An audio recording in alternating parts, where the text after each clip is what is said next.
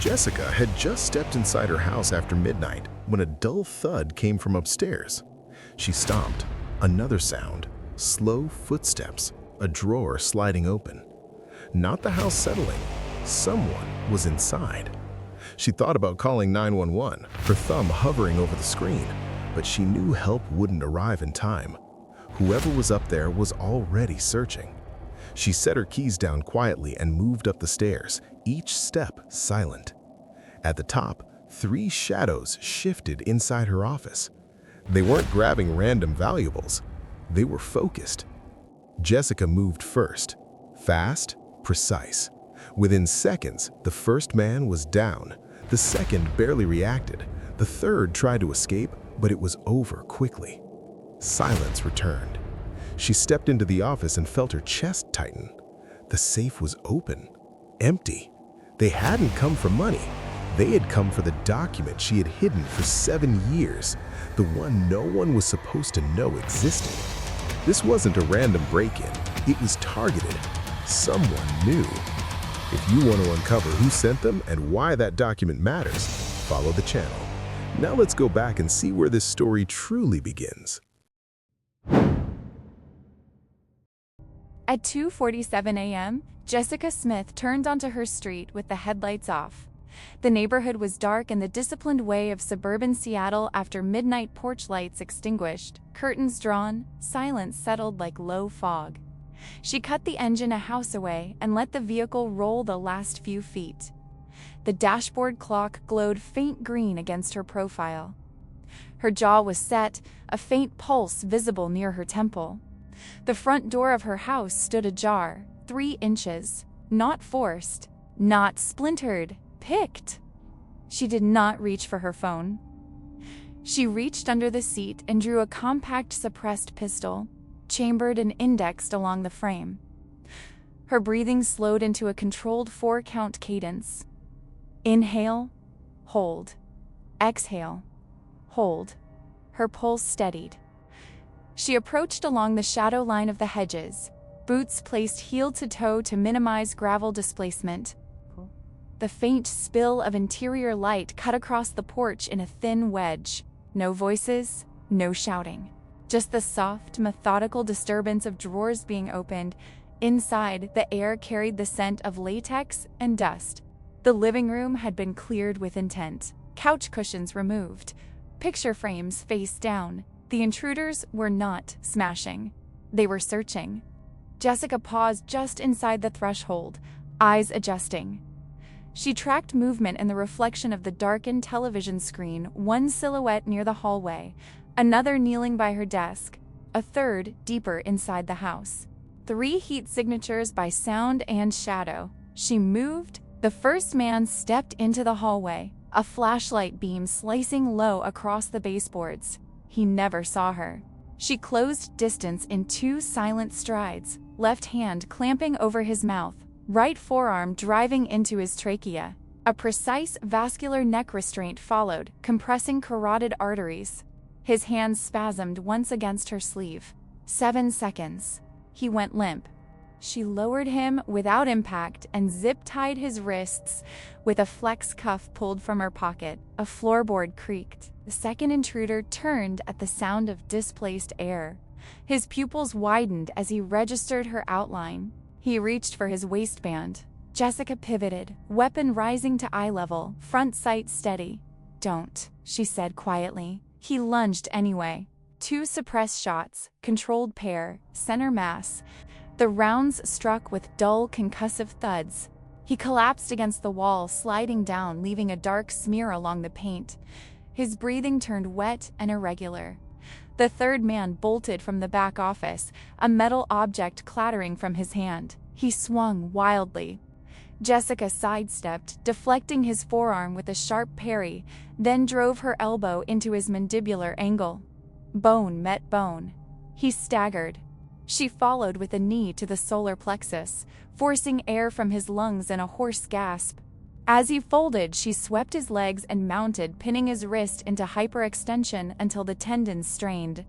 He hissed through clenched teeth. She applied pressure until resistance dissolved. Within 90 seconds, the house was silent again. Jessica secured the third man beside the first, then cleared the remaining rooms with methodical precision. Corner, threshold, deep slice, muzzle discipline intact. No additional hostiles. She returned to the office. Her desk safe lay open. The internal compartment had been accessed with professional tools. No crude prying, no damage to the hinge. The document was gone. Operation Nightfall. 7 years ago in Afghanistan, 19 soldiers had died after their weapons failed during a coordinated engagement. Catastrophic malfunctions, inferior metallurgy, faulty bolt carriers. The after-action report had been buried under classification layers and bureaucratic maneuvering. Jessica had retained a copy lawfully obtained during internal review, preserved when the inquiry was quietly closed. A phone vibrated on the desk. Unknown number. She answered without greeting. "You should have surrendered it quietly," Henry Johnson said. His voice was measured, almost conversational. "Now you've complicated things." Jessica's gaze remained on the empty safe. A muscle in her cheek twitched once. "You sent 3 men into my house. You left me no choice." That report is defamatory. It misrepresents supply chain realities in a combat theater. 19 names surfaced in her memory, precise and uninvited. "They died because your company supplied defective weapons," she said. A brief pause. Controlled breathing on the other end. "Careful. You're accusing a federal contractor of weapons trafficking. You're threatening me. I'm protecting my future." And Seattle's, his tone hardened by a fraction. "Destroy the document, Jessica. Surrender every copy, or I will dismantle everything you value. Professionally, personally." Her free hand curled into a fist, knuckles blanching, then relaxed deliberately. "You're not taking control of anything." A quiet exhale through the line. "You misunderstand the scale. By sunrise, this city will belong to people who understand strength. Don't force me to make examples." The call ended. Jessica lowered the phone slowly. The house smelled faintly of cordite and copper. In the hallway, one of the restrained men groaned, semi-conscious. She walked back to the office and opened a concealed compartment behind a false panel. Inside lay a secondary encrypted drive and a sealed envelope. The original Operation Nightfall report, intact. They had searched the wrong place. She looked toward the darkened window, her reflection steady in the glass. Henry Johnson was not just trying to retrieve a document. He was trying to erase 19 deaths to secure his political future. Jessica chambered a fresh round and began planning the next move. Dawn had not yet broken when Jessica powered on the encrypted laptop. The house was quiet again. The intruders were secured for transfer, weapons cleared, scene documented with clinical efficiency. She had already placed an anonymous tip to ensure law enforcement would find them without connecting the entry to her. No improvisation. No loose ends. She sat at the kitchen table, posture straight, shoulders squared despite the fatigue tightening the muscles along her neck. The sealed envelope containing Operation Nightfall rested within reach. Her thumb brushed the edge once, then withdrew. She initiated a secure connection through layered VPN routing and an encrypted messaging platform used years ago in joint interagency briefings. The cursor blinked twice before a response indicator appeared. Rachel Park answered on video. Rachel's face filled the screen, precise, composed, dark hair pulled back tightly. A faint vertical line had formed between her brows. "You don't call unless it's significant." "Henry Johnson," Jessica said. No preamble. Rachel's eyes shifted slightly, processing. "That name hasn't been dormant.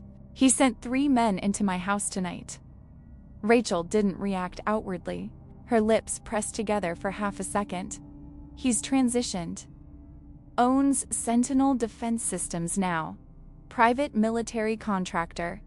48 operators on payroll. Tier 1 backgrounds. Former SOF, paramilitary assets, intelligence contractors. Fully equipped." Legally structured. Jessica absorbed the number without visible change. 48. Corporate filings? Jessica asked. Clean on paper. Defense logistics, security consulting, infrastructure stabilization. He's positioning himself as a civic guardian. Political donors are circling. A muscle ticked beneath Jessica's left eye. He called. He wants Operation Nightfall destroyed. Rachel's gaze sharpened. You kept it. Yes. Silence held for a moment, dense and measured. He can't let that surface, Rachel said quietly.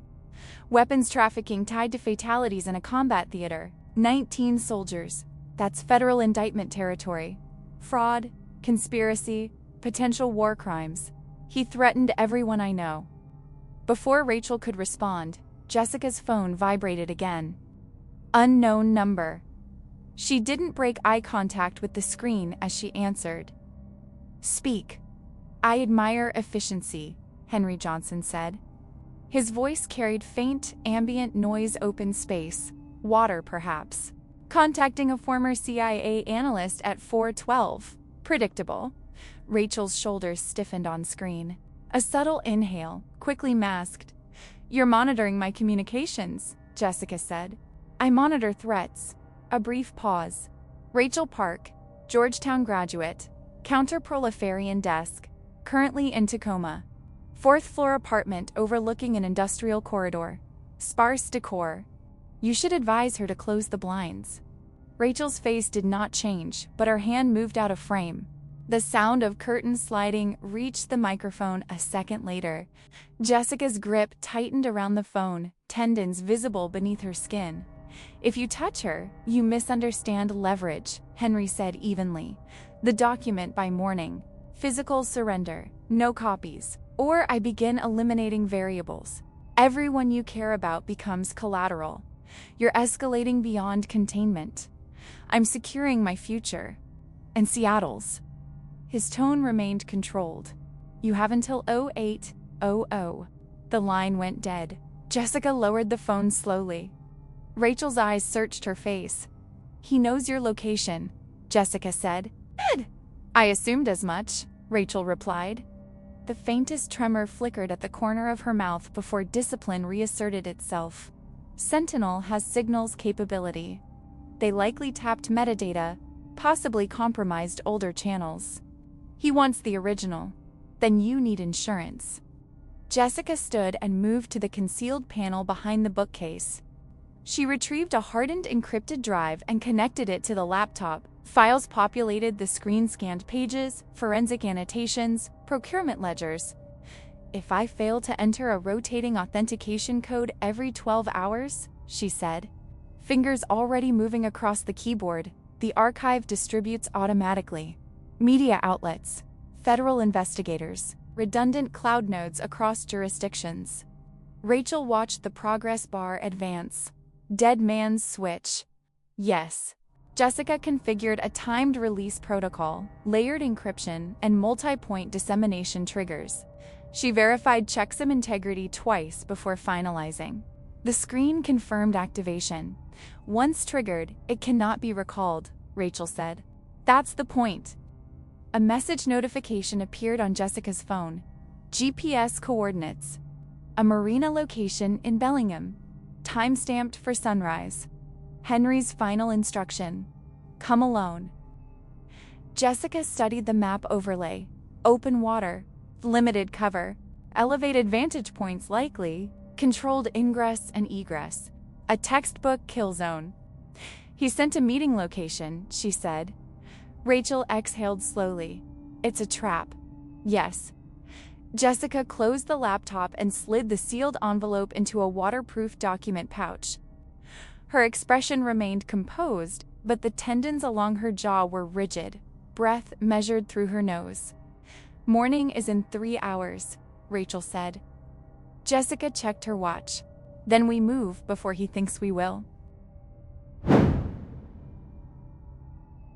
The warehouse sat at the edge of the harbor district, corrugated steel walls stained by salt and time.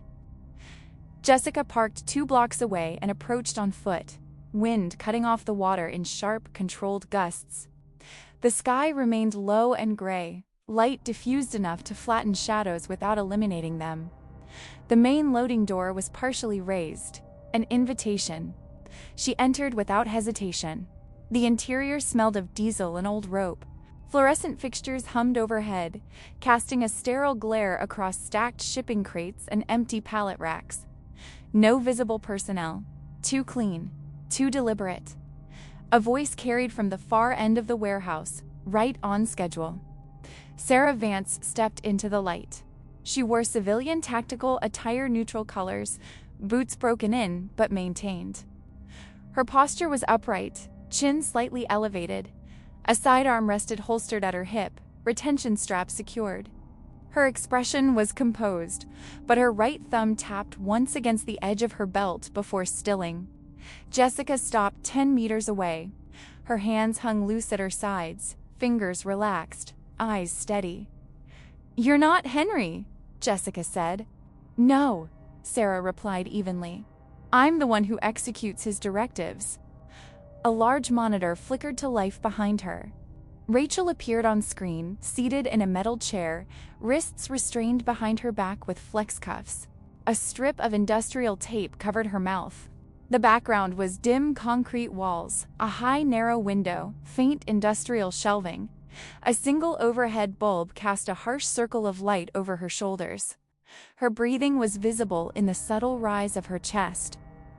Jessica's gaze did not waver, but the muscle near her jaw tightened. "She's alive," Sarah said. "For now." Jessica's eyes shifted across the frame, scanning details. The angle of the light, the reflection in the narrow window. A blurred sign partially visible in polished metal behind Rachel block letters reversed. A faint hum beneath the audio feed machinery cycling at regular intervals. "You moved fast," Jessica said. "We anticipated your outreach." Sarah folded her hands behind her back. "Signal intercept. Surveillance. You underestimated our reach." Jessica's pulse remained steady, though a thin vein along her neck became more pronounced. "What do you want?" she asked. "The original document. Physical copy. No digital redundancies. You deliver it within 6 hours, and Rachel walks out." "And if I don't?" Sarah tilted her head slightly. The gesture was minimal, almost clinical. "Then she expires on camera. We transmit the footage to you directly. After that, we escalate." The word hung between them. Jessica shifted her weight subtly, scanning sight lines, entry points, elevated positions along the catwalk above. No immediate movement. No additional silhouettes. This was theater, not execution. "You're assuming I came alone," Jessica said. "We're assuming you're disciplined." Sarah's gaze sharpened. 6 hours. The monitor feed cut to a closer angle of Rachel. A faint tremor ran through Rachel's shoulders before she forced herself still. Her eyes locked onto the camera, unblinking. Jessica studied the reflection in the metal shelving again. A reversed logo, industrial typography, blue stripe beneath white lettering. She replayed the image, mentally mirrored it. The final letters formed. Park, Tacoma Industrial Park, the hum beneath the audio rotational. Likely HVAC or manufacturing equipment. Consistent frequency, not maritime, not rail. Jessica met Sarah's eyes again. "You're confident," she said quietly. "We are prepared." Jessica gave a single nod. 6 hours. She turned and walked toward the exit without rushing. Her shoulders remained square. No visible hesitation. Outside, the wind felt colder. She entered her vehicle and closed the door with measured control. The second the latch engaged, she exhaled once through her nose, then pulled out her phone. Marcus Chun answered on the second ring. "Jess." His voice carried the same restrained cadence she remembered from Afghanistan briefings. "They have Rachel," she said. No embellishment. A pause. Not long, but enough. "Location?" he asked. "Tacoma Industrial Park. Likely secured building. Unknown personnel count." They gave me 6 hours to surrender Operation Nightfall, and you're not surrendering it. No. Another pause. She could almost see him calculating. Terrain, approach vectors, manpower, contingency layers. You want 2-mon entry, Marcus said. Yes. Hostage extraction. Urban industrial environment. Unknown strength. Yes. A faint exhale through the line. Send coordinates. She forwarded the data, including the warehouse meet location and her analysis of the reflection. I'll bring thermal optics and breaching charges, Marcus said. We go in controlled. No improvisation. Jessica's eyes closed briefly, just long enough to reset her breathing cycle. We move within the hour. Jess, Marcus added, voice lower now, this is escalation. It already escalated. Silence again. Then I'm in. The call ended. Jessica looked through the windshield toward the distant line of cranes against the gray horizon. Her hands rested on the steering wheel, fingers slightly curled, knuckles pale but steady. 6 hours. She started the engine. The industrial park in Tacoma sat under a ceiling of low cloud and sodium vapor light. Warehouses formed rigid corridors of corrugated steel and poured concrete. Jessica and Marcus observed from an elevated position across the access road, concealed behind HVAC units on a neighboring structure. Marcus adjusted the thermal monocular, scanning the target building through tinted glass. Heat signatures pulsed in sharp contrast against the cooler walls, distinct human. He counted once, then again. 8. He said quietly. Distributed perimeter and interior. 1 isolated on ground floor. Likely Rachel. Jessica lay prone beside him, rifle stabilized on a bipod, cheek resting lightly against the stock. Her breathing was measured, exhale synchronized with the subtle sway of the reticle. She watched the rhythm of movement inside the pacing guard near the entrance. 2 signatures elevated on a mezzanine level. 1 stationed near what appeared to be an office partition. Rotational pattern every 4 minutes, she murmured. Marcus nodded. Roof access ladder on north face. I breach top level. Draw attention upward. Jessica's jaw tightened once, then relaxed. I move ground floor during diversion. Direct to hostage. No further discussion. No rehearsal needed. They descended separately, maintaining offset approach vectors. Marcus reached the north wall first, gloves gripping cold steel as he climbed. Jessica circled wide, staying within shadow bands cast by cargo trailers. At Marcus's signal, 2 brief taps on coms, Jessica shifted. A concussive breach charge detonated on the roof access door. The blast rolled across the structure, metal shrieking as hinges failed. Immediate reaction inside. Thermal signatures surged toward the upper level. Jessica advanced to the side entrance, suppressed pistol drawn. She bypassed the electronic lock with a compact override tool and slipped inside. The interior smelled of oil and insulation. Fluorescent fixtures flickered overhead. Footsteps pounded above as Marcus engaged. Gunfire erupted controlled bursts, return fire snapping against metal shelving. Jessica moved low and deliberate, slicing corners with disciplined arcs. A hostile rounded a partition, rifle raised toward the ceiling. Jessica fired once.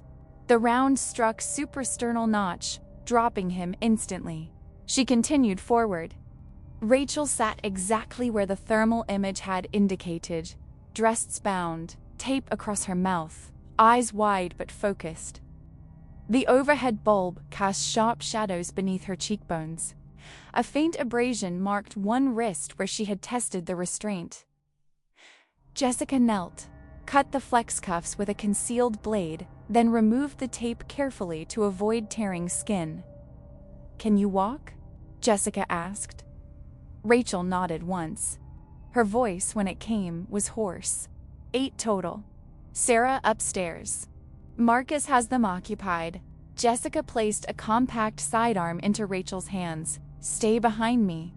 Another burst of gunfire cracked above. A metallic clang echoed down the stairwell. Marcus's voice came through Cums, clipped but steady. Upper level clearing. Jessica guided Rachel toward the exit corridor when footsteps descended fast from the metal staircase. Sarah Vance appeared at the base, weapon already aligned. Jessica pushed Rachel behind a steel support beam and returned fire. Suppressed shots met unsuppressed rifle cracks in violent counterpoint. Concrete chipped, fragments stinging exposed skin. Sarah advanced with controlled aggression, movements efficient, muzzle disciplined. A round grazed Jessica's sleeve, fabric tearing. Jessica pivoted laterally, forcing Sarah to adjust stance. Marcus's fire from above drove 2 additional hostiles down the stairwell, splitting their attention. Jessica seized the opening. 2 rounds. Center mass. Sarah staggered, shoulders snapping back from impact. Her weapon slipped from her grip and clattered across the floor. She collapsed against the stair rail, breath escaping in a strained exhale. Silence returned in increments. First, the gunfire ceased. Then the echo faded, leaving only the faint hum of industrial ventilation. Marcus descended moments later, rifle still shouldered. A thin line of blood traced along his forearm where shrapnel had grazed him. He ignored it. "Upper level secure," he said. Rachel steadied herself against the beam, fingers trembling once before she forced them still. Marcus moved past the stairwell into a glass-walled office overlooking the warehouse floor. Papers and folders were scattered across a drafting table. He scanned quickly, then stopped. Blueprints. He spread them flat under the fluorescent glare. Detailed schematics labeled with Municipal Insignia Seattle City Hall, King County Courthouse, Seattle Police Headquarters. Entry points marked. Structural vulnerabilities annotated, timing sequences noted in red ink. "Jess," he called. She joined him, Rachel close behind. Marcus tapped the corner of the plans. Simultaneous seizure. Tonight. Jessica's gaze tracked across the marked ingress routes, the staging annotations. Her lips pressed into a thin line. "He's not just defending himself," Marcus said quietly. "He's planning to control infrastructure." Rachel swallowed, voice regaining strength. "It's more than the document. He's been building a narrative." Jessica looked at her. Rachel's eyes held steady, despite the residual redness along their rims. "He's planting digital evidence tying you to weapons transfers, fabricated financial trails, communications logs. He wants you positioned as the rogue operator responsible for Nightfall. When the infrastructure falls, you're the villain who destabilized the city." A muscle jumped beneath Jessica's eye. She absorbed the words without visible reaction, but her breathing slowed further, deliberate, controlled. "Frame the whistleblower," Marcus muttered. Rachel nodded. "He eliminates you legally and politically. Consolidates power as the stabilizing force." Jessica folded the blueprints once, sharply, precise edges aligned. "Then we move before he does," she said. Outside, distant sirens began to rise.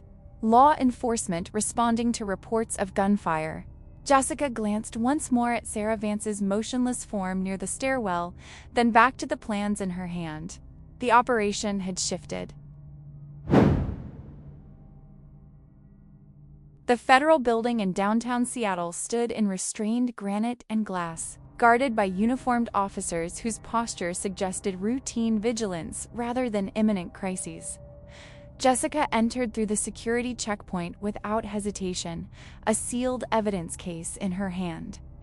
Marcus and Rachel remained at a secondary location, rotating vehicles and digital footprints as precaution. Special Agent Diana Torres met her in a controlled access conference room, 2 floors above street level. Torres wore a dark suit, credentials clipped inside her jacket. Her expression was neutral, but her eyes sharpened the moment the evidence case touched the table. She did not extend her hand. "You said it was urgent," Torres said. "It is," Jessica replied. She opened the case and laid out the blueprints recovered from Tacoma alongside a compiled packet of financial records and excerpts from Operation Nightfall. The municipal schematics were marked with entry vectors and timestamps. Torres leaned forward, palms resting flat on the table. Her gaze moved methodically across the pages. A faint tightening appeared at the corners of her mouth. City Hall, she murmured.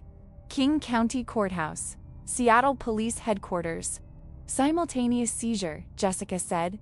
Private operators. 48 personnel on Sentinel's roster. 8 were deployed in Tacoma.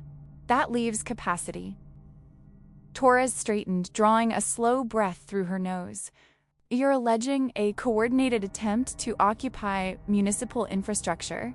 I'm presenting operational planning documents and evidence of prior violent action. Torres's jaw shifted once, processing. Henry Johnson has federal contracts, defense logistics, political donors.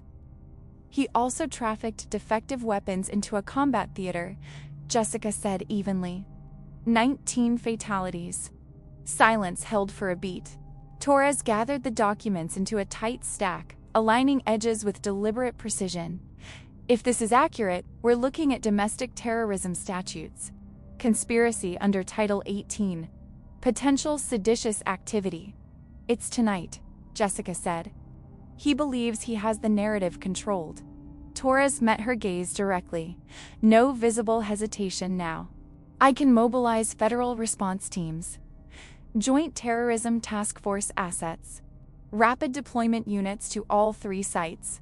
We'll coordinate with local law enforcement without disclosing source. Jessica's shoulders lowered by a fraction barely perceptible. You move early, you intercept staging. I move carefully, Torres replied. If he senses preemption, he'll scatter. A vibration interrupted the room's stillness. Jessica's phone, unknown number. She stepped aside but did not leave the room. Torres watched without speaking. Jessica answered. Yes. The voice that came through was controlled, female. Change of circumstances, Sarah Vance said. Jessica's eyes narrowed slightly. You're not in a position to negotiate. A faint exhale sounded on the line. You assume too much. We know where Rachel Park and Marcus Chun are currently rotating. Safe house near the waterfront. Blue sedan registered under an alias you haven't used in years. Jessica's fingers curled subtly around the phone, tendons visible along her wrist. She did not look at Torres. You're bluffing, Jessica said. Sunset, Sarah continued. Bellingham Marina. You bring the original document, alone, or we eliminate them first. The call ended. Jessica lowered the phone slowly. Torres had not moved, but her eyes were fixed, assessing. They're threatening my associates, Jessica said. Torres nodded once, which means they're exposed. They wouldn't escalate unless they were cornered, or desperate. Torres gathered the documents again. We proceed with federal deployment. Quietly. You attend the meeting. Jessica's gaze held steady. He expects a trap. Then give him one he doesn't anticipate. Jessica closed the evidence case. I need 2 hours. For what? To secure leverage. She left the federal building and drove directly to a private bank branch on the east side. The safety deposit vault required biometric verification and a signature log. She complied without comment. The clerk did not meet her eyes. Inside the narrow booth, she opened the metal box. Operation Nightfall lay sealed in a waterproof envelope. The paper edges had yellowed slightly with time, but the ink remained sharp. Names, procurement orders, ballistic failure analyses, internal memoranda. She removed each page carefully and photographed them with a high-resolution device, ensuring legibility of signatures and serial numbers. She verified clarity before returning each sheet to the envelope in exact order. Her movements were precise, almost surgical. No wasted motion. When she closed the box, her reflection in the stainless steel door looked back without softness. Outside, the light had shifted toward late afternoon. She sent a brief encrypted message to Rachel and Marcus. Relocate. Maintain radio silence until green light. No elaboration. As she drove north toward Bellingham, the sky began to dim toward evening. Her breathing remained even, but her grip on the steering wheel was firm enough to pale the knuckles. Sunset approached. The marina in Bellingham was quiet in the way controlled environments often are before impact. Yachts rested against their slips, holes reflecting the last burn of sunset across the water. The air carried salt and diesel, gulls circling overhead in restless arcs. Jessica stepped onto the dock with the waterproof document pouch in her hand. Henry Johnson's yacht was positioned at the far end, elevated above the others in both size and finish. Polished teak decking, darkened windows. 12 men were visible without effort, distributed along the railings and aft deck. Posture disciplined, jackets cut to conceal shoulder holsters and compact carbines beneath. They watched her approach. Jessica's stride did not falter. 2 security personnel moved forward as she reached the gangway. One extended a hand toward the pouch. She shifted it slightly out of reach. "I'll give it to him," she said. The man's jaw tightened briefly, then he stepped aside. She boarded. Henry stood near the stern, hands clasped loosely behind his back. His suit was tailored, collar crisp, expression composed. The fading light cast sharp lines across his features. "You came alone," he observed. Jessica stopped 3 meters away. "You wanted the original." Henry's gaze flicked to the pouch, then back to her face. A faint crease formed near his right eye. "You've complicated what could have been a quiet resolution." 19 soldiers died, she replied evenly. There was nothing quiet about it. The men around them adjusted their stance almost imperceptibly, weight shifting, fingers brushing against concealed triggers. Henry extended his hand. Jessica passed him the pouch. He opened it with deliberate care and removed the document. His eyes moved across the first-page procurement signatures, ballistic failure analysis, internal correspondence. The corner of his mouth lifted slightly, not in relief but calculation. "You held on to this for 7 years, he said. "Yes. And now you surrender it." "No." Henry's eyes rose slowly. Jessica's posture remained upright, shoulders squared. Before I arrived, encrypted copies were uploaded to distributed cloud servers, redundant jurisdictions, a timed dead man's switch. If I fail to authenticate every 12 hours, the archive disseminates automatically to federal authorities and media outlets. Scum, sightening, appeared along Henry's jawline. One of the security men took half a step forward, then halted at a subtle gesture from Henry. "You're bluffing," Henry said quietly. Jessica met his gaze without blinking. "Test it." Silence settled over the deck, broken only by the soft knock of hull against dock. Henry closed the folder slowly. "You've forced a stalemate. You've forced escalation." For a moment, neither moved. Then the first flash of red and blue lights reflected across the marina water. Shouts carried from the entrance gate. Tires screeched against pavement. Engines cut abruptly. Henry's head turned fractionally toward the dock access point. His composure did not fracture, but the muscle beneath his eye pulsed once. Armed agents in tactical vests flooded the pier with coordinated precision. "Federal agents, drop your weapons!" Security personnel on the yacht reached instinctively toward their concealed firearms, then froze as laser designators painted across their chests. The advantage had shifted in a single breath. Agent Diana Torres stepped onto the dock, badge visible, weapon steady but not raised unnecessarily. "Henry Johnson," she called out, voice controlled and amplified by command presence alone. "You are under arrest for conspiracy, weapons trafficking, and attempted seizure of municipal infrastructure." Henry's shoulders lowered slightly. He looked back at Jessica, eyes searching for hesitation. He found none. "This isn't over," he said softly. "It is," she replied. He released the document, letting it rest against the teak deck. 2 agents boarded swiftly, securing his wrists with steel restraints. One by one, the 12 security personnel were disarmed and taken into custody without further exchange. Across Seattle, federal response teams intercepted additional operators at pre-identified staging locations, 15 apprehended before deployment. City Hall, the courthouse, police headquarters remained under guard, untouched. The marina quieted as sirens faded into controlled radio chatter. Jessica stepped off the yacht as Henry was escorted past her. For a brief second, their shoulders nearly aligned. He did not look at her again. Her phone vibrated. "Marcus, Rachel's secure," he said. His voice carried residual strain, but no injury beyond what could be managed. Federal teams grabbed additional Sentinel personnel near the waterfront. "We're clear." Jessica closed her eyes briefly, a controlled exhale leaving her lungs. "Good," she said. As agents processed the scene, another call came through. "Unknown number," she answered. A male voice, precise and professionally detached. "I represent Mr. Johnson," the attorney said. "He wishes to convey that he possesses information regarding Operation Nightfall that you have not been made aware of." Jessica's gaze remained fixed on the darkening horizon. "What information?" she asked. "That will depend on negotiations." The line disconnected. The marina lights flickered on fully as night settled in.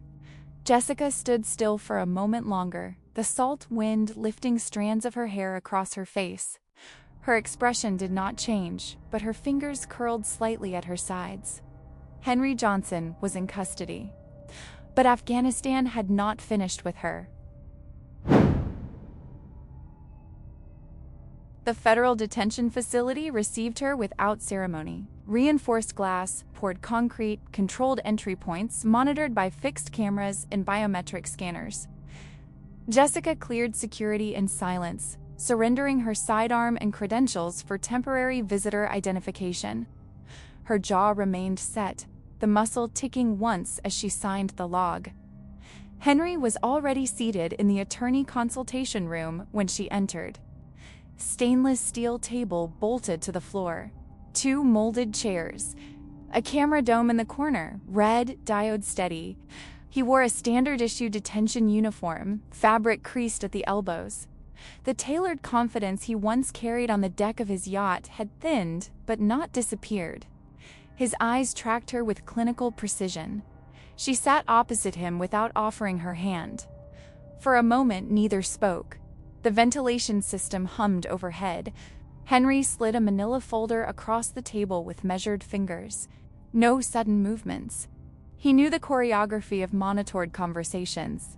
"It's declassified," he said quietly. Jessica did not touch it immediately. Her gaze stayed on his face, reading microshifts. The faint tightening at the corners of his mouth, the controlled cadence of his breathing. No tremor in the hands. He believed what he was about to say. She opened the folder. Inside was a memorandum bearing Department of Defense letterhead. Redaction blocks were minimal. Authorization signatures were visible. The subject line referenced Operation Nightfall. Her eyes moved line by line, absorbing the language: operational containment, asset realignment, suppressed reporting channels. One name halted her scan: Admiral David Morrison, her former commanding officer. Her thumb pressed harder against the paper, whitening at the knuckle. Morrison had signed the memo authorizing the reclassification of after-action reports tied to Nightfall. The language was precise, bureaucratic, legally insulated. It authorized the diversion of seized weapons into controlled redistribution pipelines under intelligence oversight. Weapons that had resurfaced years later in unauthorized theaters. Henry watched her read, a single blink, slower than the rest. "He approved the containment protocol," Henry said. "I facilitated logistics. That's the extent of it." Her eyes lifted. "You expect me to believe you were a procurement officer caught in a current you didn't understand?" "I was instructed through formal channels." His voice remained even. "Flag-level authorization. Compartmentalized briefings. I executed what I was told was a sanctioned black program. Jessica closed the folder with deliberate care. The sound of cardstock meeting cardstock echoed in the small room. You financed transport vessels, she said. You hired private security detachments. You staged operators around Seattle. A muscle in Henry's jaw flexed.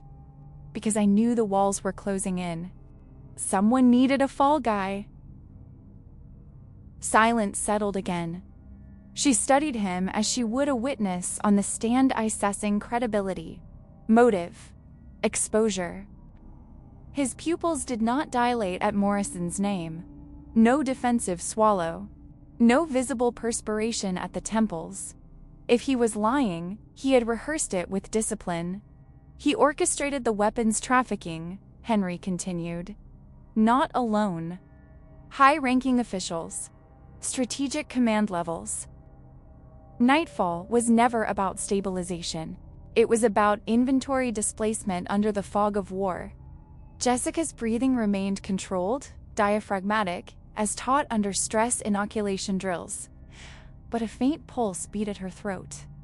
Morrison had been the one to commend her unit after Afghanistan, the one who signed her transfer orders, the one who stood beside flag-draped coffins and spoke of honor.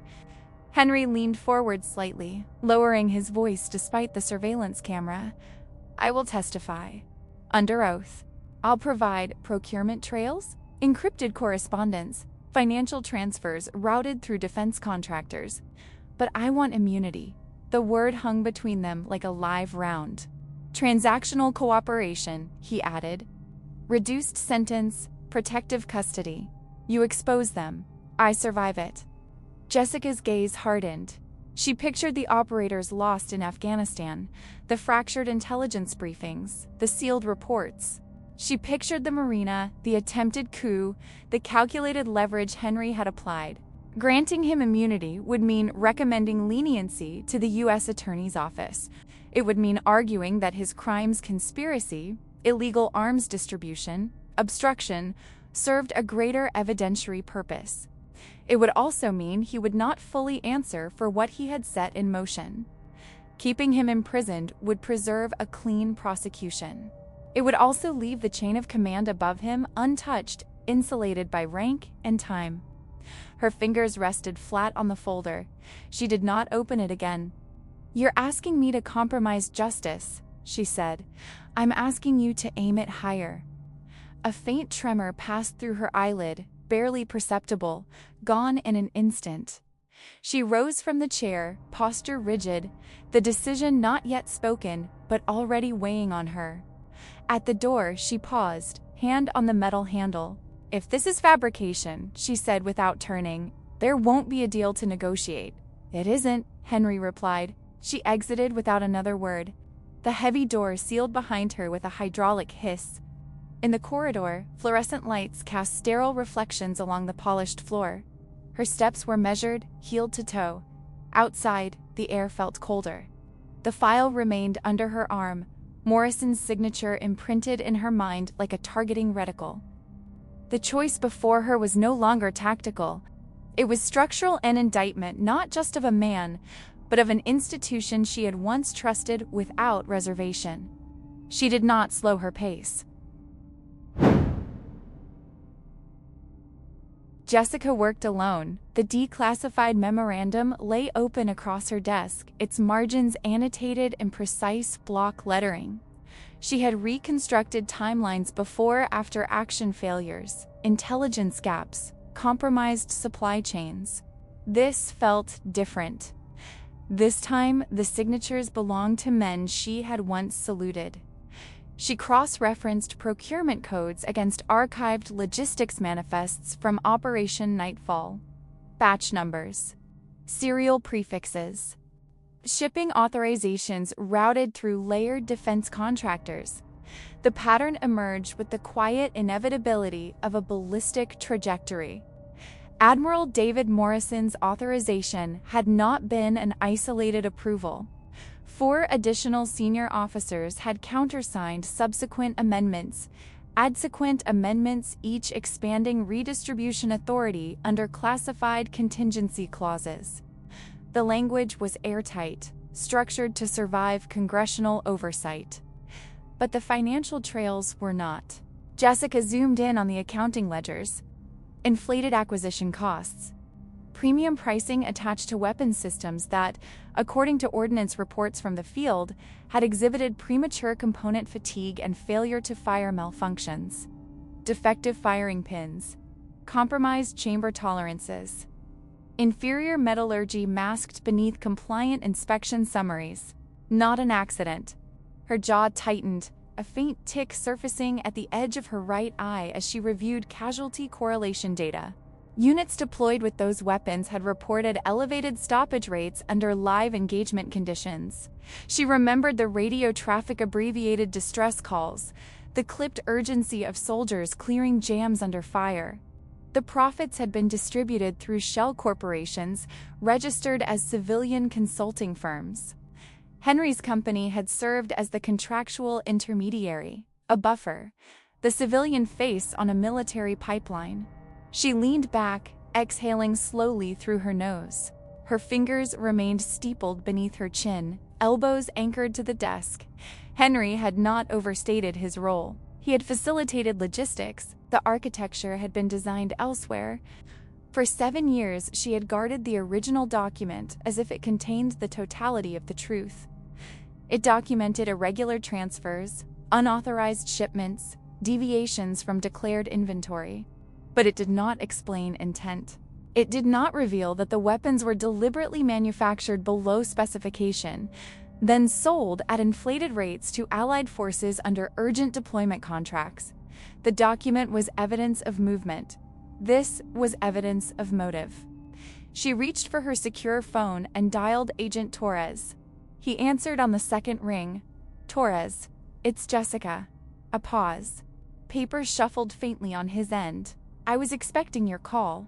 She summarized her findings with controlled precision: names, financial discrepancies, defective components, coordinated authorizations. She did not editorialize. She did not speculate beyond the data. When she finished, there was silence. "We've been looking at Morrison and the others for 18 months, Torres said finally. His tone was measured, but a slight roughness edged the consonants. "We suspected procurement fraud tied to contingency operations. We never got past circumstantial financial indicators. You lacked documentary linkage," she said. "Yes." A breath. "We don't have a witness inside the chain of command. No one willing to testify to intent." Intent. The fulcrum of conspiracy charges. Jessica's hand curled around the edge of the desk, knuckles paling. "Henry is prepared to testify in exchange for immunity." Torres did not respond immediately. She could picture him weighing prosecutorial viability against public optics, assessing grand jury thresholds, calculating exposure risk. "Immunity for a cooperating witness in a federal conspiracy case isn't unusual," he said, "but it has to be justified. He staged an armed action in Seattle. I'm aware. Without him, we may not have probable cause strong enough to indict flag officers. They'll bury us in procedural motions." Jessica stared at the wall across from her desk. The framed commendation from Afghanistan hung there, Morrison's signature embossed beneath formal praise for operational excellence. Her reflection faintly overlapped the glass. If she brokered a deal, Henry would avoid the full weight of sentencing guidelines. He would trade years for testimony. If she refused, the 4 officers and Morrison would likely remain insulated behind classification barriers and plausible deniability. "The Bureau can't compel him without leverage," Torres continued. "And we don't have it," just as the breathing slowed, deliberate. She closed her eyes briefly, recalling the first time she met Morrison, briefing room lights low. Maps projected across digital screens, his voice steady as he outlined mission parameters. She had trusted his command decisions without hesitation. Trust was not admissible evidence. "The document I've protected," she said quietly, "is only half the structure. It proves irregularity. It doesn't prove orchestration." "And Henry can," Torres replied. Her eyelid twitched once, almost imperceptibly. Or, Torres added, you find another way to connect them. Jessica ended the call without ceremony. The room felt smaller, the air denser. She stood and walked to the window, hands clasped behind her back in parade rest. Below, the city moved in ordinary rhythms, traffic signals cycling, pedestrians crossing intersections unaware of the calculus unfolding above them. She had spent years believing she was safeguarding justice by preserving that document. Now she understood she had been guarding a fragment. On her desk, the memorandum lay open beside financial charts and casualty reports. Names aligned with numbers, signatures aligned with blood, her jaw set. The choice remained unresolved, suspended between legal pragmatism and moral accountability. Grant Henry immunity and expose the architects. Refuse him and risk the conspiracy calcifying beyond reach. She did not move for a long moment. Jessica did not sit when she entered the consultation room this time. Henry remained seated, wrists resting lightly on the metal table, posture composed. The fluorescent light above carved shallow lines beneath his eyes. He watched her with restrained calculation. "I'll support a reduced sentence recommendation," she said. "No preamble." Her voice carried the flat precision of a negotiated term sheet. Full cooperation. No omissions. You testify under oath before a federal grand jury and at trial. A faint exhale left Henry's nose. His fingers tightened once, then relaxed. Transactional immunity? Reduced sentencing advocacy, she corrected. Final discretion rests with the U.S. Attorney's Office.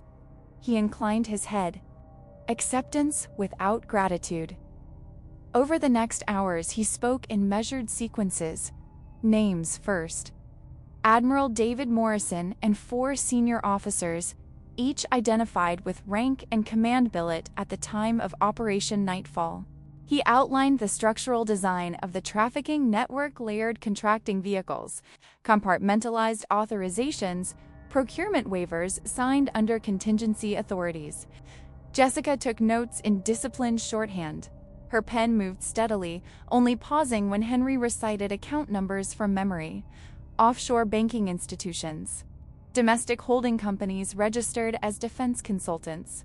Profit distributions split at prearranged percentages. Routed through staggered transfers to avoid triggering automated compliance thresholds. He slid across printed bank records obtained through his retained access. Transaction logs, timestamps, routing codes. Communication extracts followed sanitized emails, secure line metadata, calendar entries cross-referenced with shipment departures. Each document bore identifiers consistent with Department of Defense formatting protocols. There was no tremor in his delivery.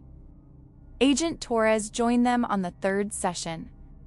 He reviewed the materials in silence, jaw set, eyes scanning for authentication markers. When he looked up, the lines around his mouth had deepened. This establishes conspiracy under 18 U.S.C. Section 371, Torres said quietly. Fraud against the United States.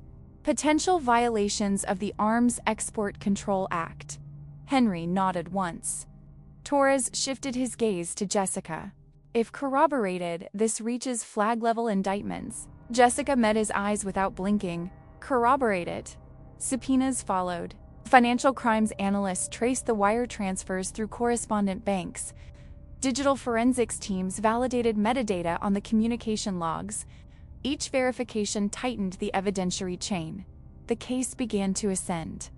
Marcus found Jessica late one evening, standing at her desk, the city dark beyond the window. He closed the door behind him with controlled force. "You're moving against Morrison," he said. She did not deny it. "You understand what that means." His voice remained level, but his hand curled into a fist at his side, tendons standing out beneath the skin. "These aren't mid-level contractors. They sit at the top of procurement boards. They have allies. They committed federal crimes," she replied. Marcus stepped closer. Power doesn't concede quietly. Her gaze hardened. I'm aware. He studied her face, searching for hesitation. He found none, only the faint pulse at her temple, the controlled cadence of her breathing. You're making enemies, he said. I already have them. Across the country, Admiral Morrison received notice of the federal inquiry. He read it in his office, posture rigid behind an immaculate desk. The formal language referenced investigative cooperation, documentary submissions, potential grand jury proceedings. His expression did not fracture, but the hand holding the letter pressed harder, the paper bending at the edges. A muscle ticked once near his jaw. He made his first call within minutes. By the time Torres informed Jessica, Morrison had initiated his response. Allegations of procedural misconduct. Claims that evidentiary materials had been fabricated or improperly retained following Afghanistan. Quiet inquiries into Jessica's service record. He's preparing a credibility attack, Torres said. If he discredits you, he weakens the chain. Jessica absorbed the information without outward reaction. Only her fingers tightened around the back of a chair, knuckles paling. He'll allege you manipulated classified material, Torres continued. Possibly that you manufactured the document you've held. The accusation was strategic. Undermine the witness. Erode the foundation. Introduce reasonable doubt before charges were filed. Marcus watched her from across the room. He'll go after your record, he said. Commendations. Deployment reports. He'll question your conduct in Afghanistan. Her eyes flickered once, an involuntary response quickly suppressed. He can try, she said. Henry, informed of Morrison's maneuvering, remained composed. He anticipated exposure, he said during their next meeting. He'll leverage reputation. Senior officers rarely face scrutiny without collateral damage. Jessica regarded him steadily. The alliance between them remained clinical, devoid of trust, yet their objectives now intersected. Your testimony has to be airtight, she said. Any inconsistency will be exploited. It won't be, Henry replied. The investigation tightened its perimeter. Evidence packets grew thicker. Legal memoranda expanded, outlining probable cause for indictment at the highest echelons of the Department of Defense. Jessica stood at the center of converging pressures, federal prosecution building upward, institutional retaliation pressing downward. Her name circulated in closed-door discussions she would never attend. She did not flinch. The alliance held, fragile but functional. Henry provided what he had promised. Torres advanced the case methodically. Marcus remained at her side, watchful. And somewhere behind polished doors, Morrison prepared his counterstrike.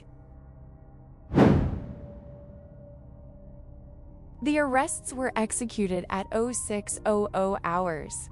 Simultaneous warrants, coordinated across jurisdictions, signed under federal authority. Tactical teams moved with disciplined precision entry commands issued. Hands restrained, rights read without inflection.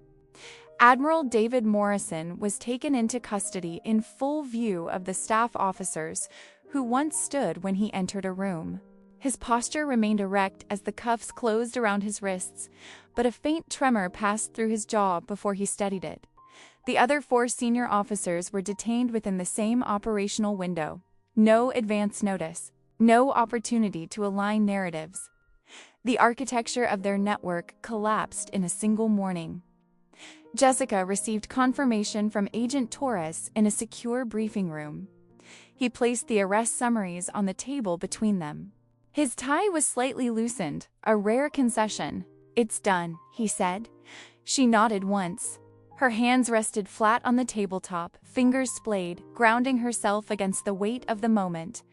There was no visible satisfaction in her expression, only a measured stillness. The military tribunal convened under heightened scrutiny.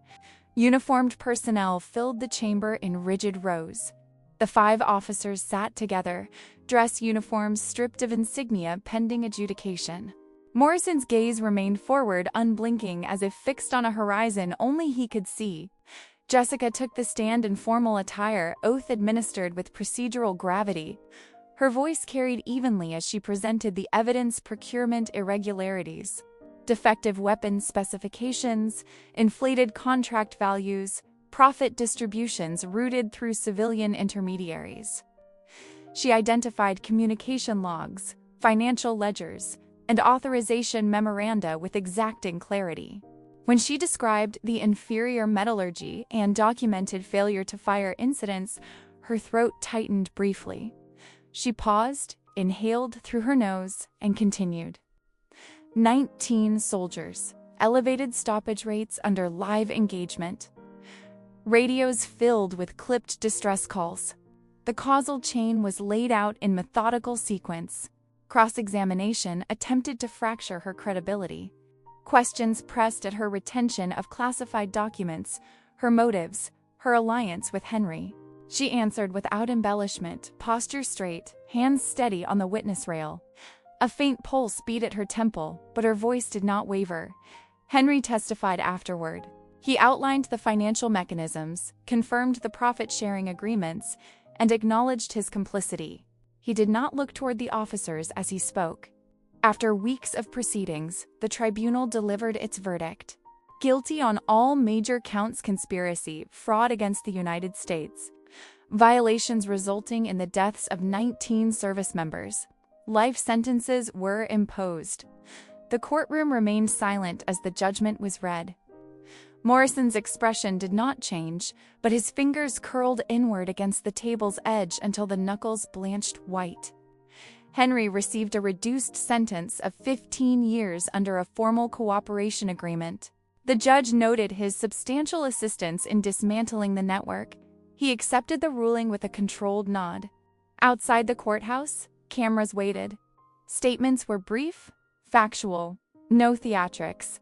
The Department of the Navy issued a formal apology to the families of the 19 soldiers, acknowledging systemic failure at the highest levels of command. Honors were restored, citations amended, records corrected. Jessica stood apart from the podium when the announcement was made. The apology echoed across the courtyard, carried by amplified speakers. Some families wept openly. Others stood rigid, grief etched into unmoving faces. She met their eyes when they sought hers. No words passed between them. Vindication did not arrive as relief. It settled more quietly, like a pressure easing from the chest after years held tight. In the weeks that followed, Jessica submitted her retirement paperwork. The decision was concise, typed without hesitation. She declined interviews, declined advisory roles. Public recognition meant little compared to institutional accountability. Marcus remained by her side through the transition. He spoke little about the case now. When he did, his voice carried respect rather than concern. Rachel visited often, her presence steady, grounding. The three of them shared long silences that required no explanation. On a gray morning, Jessica drove to Camp Pendleton. The memorial wall stood against a broad sweep of sky, polished stone reflecting muted light. 19 names engraved in precise lettering. She approached without ceremony, a small bouquet held in her hand.